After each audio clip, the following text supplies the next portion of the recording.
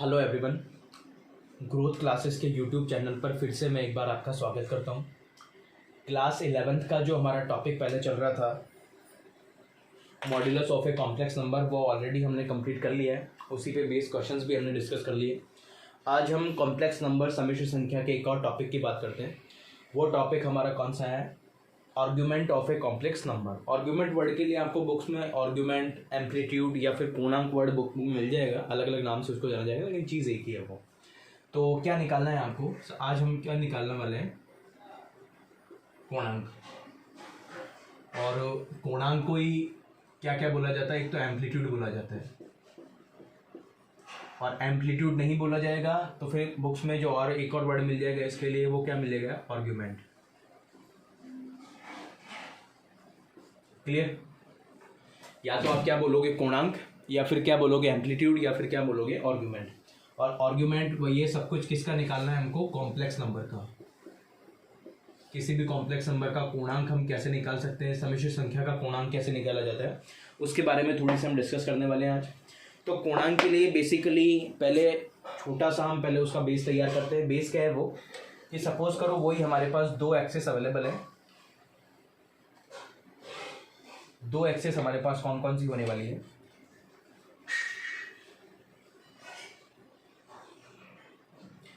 इस टाइप से एक जो एक्सिस है वो तो हमारी कौन सी एक्सिस है? रियल एक्सिस, जिसको एक्स एक्सिस हम बोलते हैं। ये तो कौन सी है? Real axis. एक हमारी इमेजिनरी एक्सिस है जिसको हम क्या बोलते हैं? Y axis. तो इमेजिनरी एक्सिस के लिए हम आई ए लिख देते हैं। ठीक है, ये डायग्राम पहले भी मैंने बना रखा है। सपोज करो यहाँ पे कोई कॉम्प्लेक्स नंबर को हमने रिप्रेजेंट किया हो। कॉम्प्लेक्स नंबर क्या है? जेड, और मे बी जेड की वैल्यू हमने क्या चूज कर रखी है? ए प्लस आइटा बी। क्लियर? और यहाँ पे जो ए प्लस आइटा बी के कोऑर्डिनेट होने वाले हैं वो कोऑर्डिनेट क्या होंगे? हमारे ए और बी। क्लियर? अच्छा, ए और बी के बाद में आपको इसमें क्या ध्यान रखना है कि यहाँ पे सपोज करो यहाँ पे हमारा कोई नंबर होगा, या ऐसे ही देखते हैं इसको। यहाँ पे एक्स एक्सिस पे या रियल एक्सिस पे हमारा कोई नंबर होगा, वो नंबर को हमने क्या दे दिया? ए। ऐसे ही इस टाइप से यहाँ पे भी कोई नंबर हमारे लिए अवेलेबल होगा, उस नंबर को हम क्या नाम दे देते हैं? बी। तो जेड के जो कोऑर्डिनेट है वो क्या है? ए बी, जहाँ पे ए आपका क्या है? रियल नंबर है, और बी आपका क्या है? इमेजिनरी नंबर है। और दोनों का कंप्लीट जो पोर्शन होता है ए प्लस आइटा बी, उसको हम क्या बोलते हैं? कॉम्प्लेक्स नंबर बोलते हैं। तो जेड की वैल्यू इस तरह से हमने रिप्रेजेंट कर दी यहाँ पे, जिसमें ये रिप्रेजेंट हो गया हमारा बी पॉइंट आ गया, और हमारा कौन सा पॉइंट आ गया? ए पॉइंट आ गया। ये हम पहले से ऑलरेडी डिस्कस कर चुके थे जब हमने क्या निकाला था? उसका मापांक निकाला था। क्लियर? अब आज जो हम डिस्कस करने वाले हैं वो हम क्या बनाने वाले हैं? उसका मापांक बनाने वाले हैं। और मापांक के लिए आप क्या करने, देखो क्या कर रहे थे, इतना हम पहले कर चुके थे जब हमने क्या बनाया था? मापांक का। उसी डायग्राम को मैं थोड़ा सा और मॉडिफाई करके देखता हूँ। तो मॉडिफाई किया तो इस लाइन को मैं यहाँ से हटा के एक ट्राइंगल हम यहाँ पे डिजाइन करते हैं मापांक के लिए। तो सपोज करो ये हमारा ट्राइंगल हो गया, जिसको मैंने क्या बना दिया? ओरिजिन से आपका मैच कर दिया। क्लियर? और इस ट्राइंगल को हम कोई नाम दे सकते हैं, और नाम जैसे सपोज करो ये जो लेंथ है आपकी, ये लेंथ, इस लेंथ को क्या नाम देना है हमको? ए। इस लेंथ, ये जो लेंथ है हमारी कंप्लीट, ये हमारी कौन सी लेंथ है? बी। और यहाँ पे हमारा ओ जेड पॉइंट है, यहाँ हमारा ओ पॉइंट है, और सपोज करो यहाँ पे हम कोई पॉइंट ले लेते हैं। कौन सा पॉइंट ले लिया मैंने? कैपिटल ए, इस पॉइंट पे। क्लियर? ओ ए की जो डिस्टेंस है हमारी के क्या है? ए है। और ए से लेकर जेड तक की डिस्टेंस क्या है? हमारी बी है। अच्छा, यहाँ पे जो एंगल क्रिएट हो रहा है वो कितना एंगल होगा हमारा? 90 डिग्री।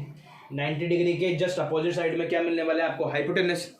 ये जो साइड बनने वाली है कौन सी साइड? ए जेड, ये हमारी क्या बनने वाली है? Perpendicular side. और ए ओ हमारा क्या बन जाएगा? बेस। और पूर्णांक के एम्पलीट्यूड निकालने के लिए बेसिकली आपको किसकी वैल्यू निकालनी है? इस ट्राइंगल को यूज करके tan की वैल्यू निकालनी होती है।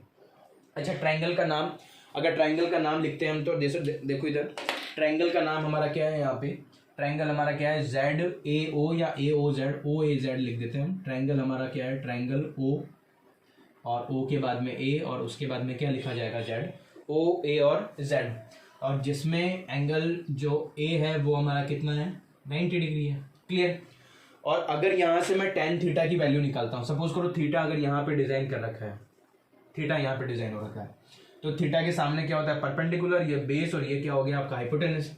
तो बेसिकली अगर मैं tan थीटा की वैल्यू यहाँ से एज्यूम करूँ तो tan theta is equal to क्या होता है? टेबल से आपको पता है वो पंडित जी वाला सूत्र, पंडित बद्री प्रसाद हरत बोले, या फिर लाल बटे कक्का आप पढ़ के ला रखे हो। तो उसके हिसाब से क्या होगा? परपेंडिकुलर अपॉन बेस, लंब बटे में क्या होता है? आधार। लंब आपका कौन सा है यहाँ पे, z से लेकर a, और उसकी वैल्यू जो है वो क्या है आपकी b, और डिवाइड बाय क्या आता है आपका बेस, बेस की वैल्यू क्या है, या तो OA लिख दो, और OA की जो वैल्यू है वो क्या है हमारे पास a। तो tan थीटा की जो बेसिकली वैल्यू आने वाली है वो वैल्यू क्या आने वाली है हमारी b बाय a। अच्छा ये याद रखना है, जब इसका मोड निकालोगे तो कोणांक की जो वैल्यू आएगी, जो इसकी जो ओरिजिनल वैल्यू होगी वो कैसे लिखनी है आपको, कि tan theta is equal to क्या लिखा जाएगा, b बाई a, और उसका क्या निकालना है आपको, मोड निकालना है। क्लियर, मतलब वो वैल्यू किस में रखनी है आपको, मोड के अंदर रखनी है, b बाई a के फॉर्मेट में। क्लियर, तो इतना आपको समझ में आ गया होगा कि ये थीटा कहाँ पे बनाना है, कहाँ पे b और कहाँ पे a बनाना है। क्लियर हो गया। चलो थोड़ी सी और आगे हम डिस्कस करते हैं इसको। फॉर्मूला आपको याद रखना है, tan theta is equal to क्या याद रखना है, b बाई a। ये डायग्राम जनरली इंपॉर्टेंट नहीं है, लेकिन आपको ये बताने के लिए कि tan थीटा की वैल्यू आई कैसे b बाई a, उसके लिए डायग्राम हमको बनाना है। और इस डायग्राम को सिमिलर उसी मापांक वाले या मॉड्यूलस वाले के इक्वली रखना है, आपको उसी टाइप से इसको डिजाइन करना है। फिर ध्यान रखना वो लाइन नहीं बनानी है, इसमें ट्रायंगल को यूज करना है। चलो अब आगे थोड़ा सा और हम डिस्कस करते हैं इसमें क्या करना है हमको आगे। देखो बेसिकली जो वैल्यूज आपने पढ़ रखी है मैं उसी को रिवीजन करवा रहा हूँ आपको, और कुछ नहीं है। कि सपोज करो जैसे ये हमारे एक्सिस बने हुए हैं, एक एक्सिस हमारा कौन सा है, ये वाला, और एक एक्सिस मैं दूसरा बना देता हूं उधर, ये वाला। Clear, okay. तो इन एक्सिस के लिए आप पहले ऑलरेडी इन एक्सिस को पढ़ चुके हो। एक एक्सिस को हम क्या नाम देते हैं, x, और दूसरे एक्सिस को हम क्या नाम देते हैं, y। यहाँ कॉम्प्लेक्स नंबर में जनरली इसको एक्स वाई नाम नहीं देखे, हम क्या नाम दे रहे हैं इनको, इमेजिनरी और रियल।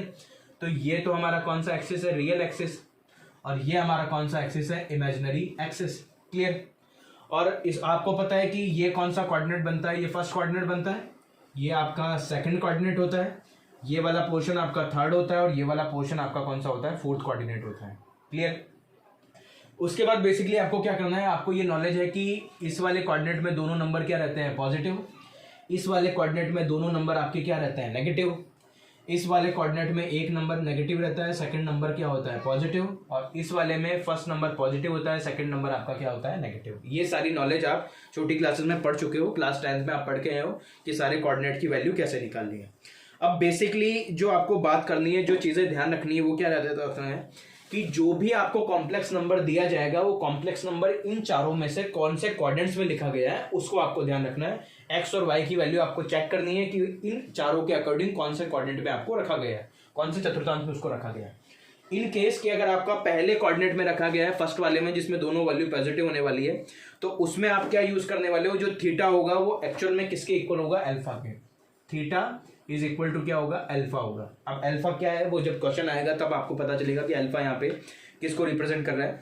उसके बाद अगर आप इन केस के आप फोर्थ क्वाड्रेंट में जा रहे हो तो फोर्थ क्वाड्रेंट में जो थीटा होता है वो किसके इक्वल हो जाता है, आपका माइनस अल्फा के इक्वल हो जाता है। क्लियर, फर्स्ट वाले में थीटा इज इक्वल टू क्या रखना है, अल्फा, और सेकंड वाले ये फोर्थ वाले में थीटा इज इक्वल टू क्या रखना है, या तो माइनस अल्फा रख लो, या इसी की दूसरी वैल्यू अगर आपको याद रखनी है तो क्या याद रख सकते हो आप, थीटा इज इक्वल टू आप क्या रख सकते हो, 2 पाई, माइनस में क्या यूज कर सकते हो आप, अल्फा, फोर्थ क्वाड्रेंट के लिए। अच्छा ऐसे ही अब आप सेकंड क्वाड्रेंट में आओगे और सेकंड क्वाड्रेंट में जो वैल्यू रहने वाली है वो ये क्या बनेगा, पाई। तो जो थीटा की वैल्यू होगी वो क्या हो जाएगी आपकी, पाई माइनस में क्या आ जाएगा, अल्फा। ओके, और फर्स्ट हो गया, सेकंड हो गया, फोर्थ हो गया। अब थर्ड क्वाड्रेंट की बात करनी है तो थर्ड क्वाड्रेंट में जो आपका थीटा रहने वाला है, थीटा क्या रहेगा आपका, या तो आप यहाँ यूज कर लो पाई प्लस अल्फा, और थीटा अगर पाई प्लस अल्फा आपको यूज नहीं करना, इसको थोड़ा सा मैं और नीचे बनाता हूँ, नेगेटिव नेगेटिव, और ये कौन सा क्वाड्रेंट था हमारा, थर्ड क्वाड्रेंट। थीटा की वैल्यू या तो पाई प्लस अल्फा, या फिर थीटा की वैल्यू बेसिकली आप अगर माइनस में लिखना चाह रहे हो तो माइनस लगा के और माइनस को एज ए बाहर लग के आप ऐसे भी लिख सकते हो, यहाँ पे पाई और माइनस में आप क्या लगा सकते हो, अल्फा। इस तरह से दो वैल्यूज हर क्वाड्रेंट के लिए आप निकाल सकते हो। तो फर्स्ट वाले में पाई, ये इसमें फर्स्ट में ध्यान रखना है, फर्स्ट में क्या रखोगे आप, अल्फा, थर्ड में आप क्या रखोगे, पाई प्लस अल्फा, या पाई माइनस अल्फा करके बीच में किसका साइन, आगे किसका साइन लगाना है आपको, नेगेटिव साइन। सेकंड वाले में आपको क्या ध्यान रखना है, theta is equal to pi minus alpha, और फोर्थ वाले में आपको क्या याद रखना है, या तो आप माइनस अल्फा यूज करोगे या क्या यूज करोगे, 2 पाई माइनस अल्फा। क्लियर हो गया यहाँ तक, ये सारी चीजें आपको नोट करनी है, ये आगे काम में आने वाली है और इन सबको ध्यान रखना है। बेसिकली ये सारी चीजें आपको पता है, जो चीज नहीं पता है, जो चीज नहीं है वो क्या है कि इन क्वाड्रेंट्स को, जैसे ये नॉलेज आपको है कि कौन सा फर्स्ट है कौन सा सेकंड है, तो इसको अगर हटा दोगे तो बेसिकली काम की चीज आपकी जो नई चीज है वो ये नई चीज ये चारों है। ठीक है, इनमें अगर आपको दो दो वैल्यूज में कंफ्यूजन हो रहा है तो कोई सी भी एक वैल्यू आप पुट कर सकते हो। एग्जाम में आप दोनों में से कोई सी भी करोगे तो भी आपका आंसर मैच हो जाएगा। और इन केस कई बार अगर इससे आंसर नहीं माना जाएगा तो फिर दूसरा आंसर आपके पास अवेलेबल होना चाहिए कि दोनों से आपको सॉल्व करना आना चाहिए। क्लियर? चलो आगे सॉल्व करते हैं इसको थोड़ा सा और।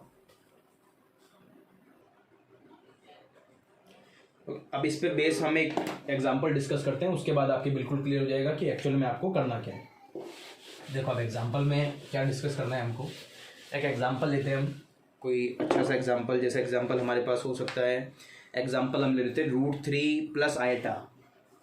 क्वेश्चन हम ले लेते हैं एक √3 और प्लस में क्या ले लिया आयटा। इसको नेगेटिव साइन के साथ में हम यूज़ कर सकते हैं ताकि और अच्छे से आपको समझ में आ जाएगा। √3 प्लस आयटा, और इसके लिए आपका क्या क्वेश्चन आएगा कि √3 प्लस आयटा का आपको क्या ज्ञात करना है। आयटा का क्या ज्ञात करना है हमको, पूर्णांक ज्ञात करना है। तो पूर्णांक के लिए आपको एम्पलीट्यूड या आर्ग्यूमेंट वर्ड कोई सा भी यूज़ करना है। क्लियर? अब इसका पूर्णांक अगर आपको ज्ञात करना है तो इसके लिए सबसे पहले आपको फार्मूला पुट करना है। फार्मूला क्या था हमारा पूर्णांक निकालने का? फार्मूला जो था हमारा वो क्या था कि फार्मूला हमारा सबसे पहले ए और बी की वैल्यूज़ निकालते हैं। तो इसको जेड अगर बनाओगे आप, सपोज करो अगर ये जेड की वैल्यू है तो Z is equal to minus में क्या है आपका √3 और प्लस में क्या है आपका आयटा। और अगर ए और बी की वैल्यूज़ यहाँ से निकालनी हो तो ए क्या होता है आपका रियल नंबर, वो तो क्या है आपका माइनस में √3, और बी आयटा का कॉफिशिएंट होता है मल्टीप्लाई, तो बी की वैल्यू क्या है हमारे पास 1। क्लियर? अब मापांक निकालने के लिए मापांक का क्या फॉर्मूला क्या था हमारे पास, tan theta is equal to क्या पढ़ा था हमने, mod of b by A. Clear? tan theta is equal to क्या था, mod of b by A. Clear? अब मॉड ऑफ b बाई के लिए a के लिए हम वैल्यू पुट करते हैं, तो b की वैल्यू तो हम क्या पुट करने वाले हैं 1, तो b के लिए तो आप क्या यूज़ करोगे 1, और डिवाइड बाय आप क्या यूज़ करने वाले हो √3, और किस साइन के साथ में, नेगेटिव साइन के साथ में। तो ये क्या बन जाएगा 1/√3, लेकिन मोड लगा हुआ है तो ये मोड करता क्या एक्चुअल में नेगेटिव साइन को पॉजिटिव में कन्वर्ट करेगा। तो इसको आप एक्चुअल में क्या अज्यूम करने वाले हो 1/√3, और 1/√3 10 के टेबल में वैल्यू होती है, किसकी वैल्यू होती है tan 30 की, किसकी वैल्यू होती है tan 30 की। और tan 30 को हम क्या लिख सकते हैं, tan 30 को हम क्या लिखने वाले हैं, tan π/6। पाई एक्चुअल में 180 होता है, तो 180 को 6 से डिवाइड करोगे तो क्या आ जाएगा आपका 30। तो अब जो कंपेयर करना है हमको, किसके साथ कंपेयर करना है कि tan theta is equal to क्या आ रहा है हमारे पास, tan π/6। क्लियर? tan से tan दोनों साइड अगर हम स्किप करते हैं तो फिर क्या आएगा, थीटा की वैल्यू हमारे पास क्या आ रही है π/6। क्लियर? तो थीटा का मतलब क्या है, कोणांक की वैल्यू हमारे पास क्या आ रही है π/6। लेकिन उसके बाद एक चीज और क्या ध्यान रखनी है, इन दोनों को ध्यान रखना है।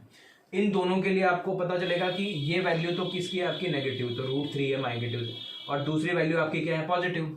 इसका मतलब ये जो है ये नेगेटिव साइन के साथ में, और ये किस साइन के साथ में, पॉजिटिव साइन के साथ में।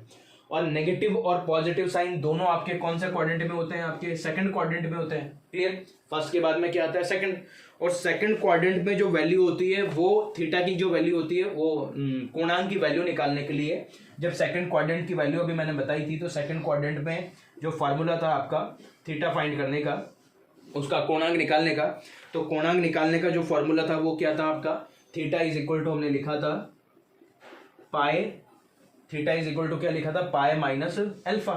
और अल्फा की जो वैल्यू है एक्चुअल में वो यहाँ पे वैल्यू निकाली हमने π/6। ये जो π/6 निकाला है किसकी वैल्यू निकाली, एक्चुअल में तो अल्फा की है। जैसे यहाँ पे अगर इसको ऐसे थीटा मत लिखना, नहीं तो कंफ्यूज हो जाएगा। यहाँ से आप डायरेक्टली पिक कर लो कि ये जो वैल्यू है किसकी वैल्यू है, अल्फा की। तो थीटा की वैल्यू फाइंड करने के लिए आप क्या करोगे, पाई माइनस में अल्फा यूज करना है। अल्फा की वैल्यू क्या है यहाँ पे π/6। क्लियर? यहाँ तक शो हो रहा है इजीली? ओके। तो थीटा की वैल्यू क्या है आपकी पाई माइनस π/6, और जब इसे आप इसको सॉल्व करोगे तो 6 पाई माइनस क्या हो जाएगा पाई, तो 6 पाई माइनस पाई क्या हो जाएगा आपका 5 पाई, और 5 पाई डिवाइड बाय क्या आ जाएगा 6। सेकंड क्वाड्रेंट में हमने सिंगल वैल्यू देखी थी, तो सिंगल वैल्यू रखनी है। ठीक है? क्लियर हो गया कैसे आपको फाइंड करना है?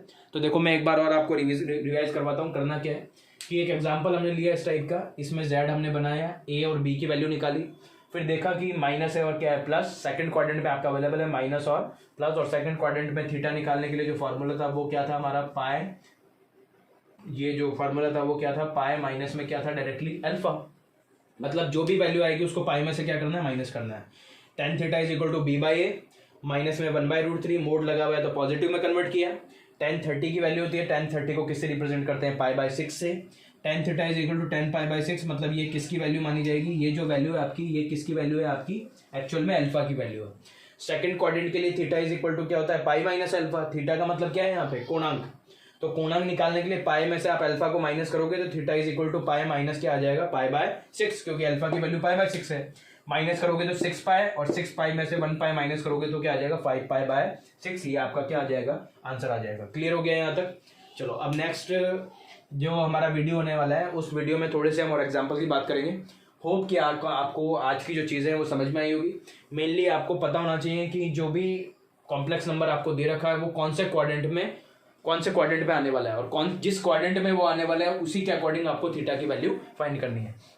इन केस कि आपके अगर दो थीटा की वैल्यूज आ रही है, आप जैसे थर्ड क्वाड्रेंट में हमने 2 वैल्यू लिख ली, फोर्थ क्वाड्रेंट में हमने 2 वैल्यू लिख ली, तो उन दोनों वैल्यू में से आप कोई सी भी एक वैल्यू ले सकते हो। आपका आंसर अगर पीछे मैच नहीं हो रहा है तो फिर फर्स्ट वैल्यू को स्किप करके आप सेकंड वैल्यू ले लेना। आंसर दोनों उसके सही होते हैं, जैसे आपको ठीक करना हो वैसे आप उसको ठीक कर सकते हो। ठीक है, आज के लिए इतना ही।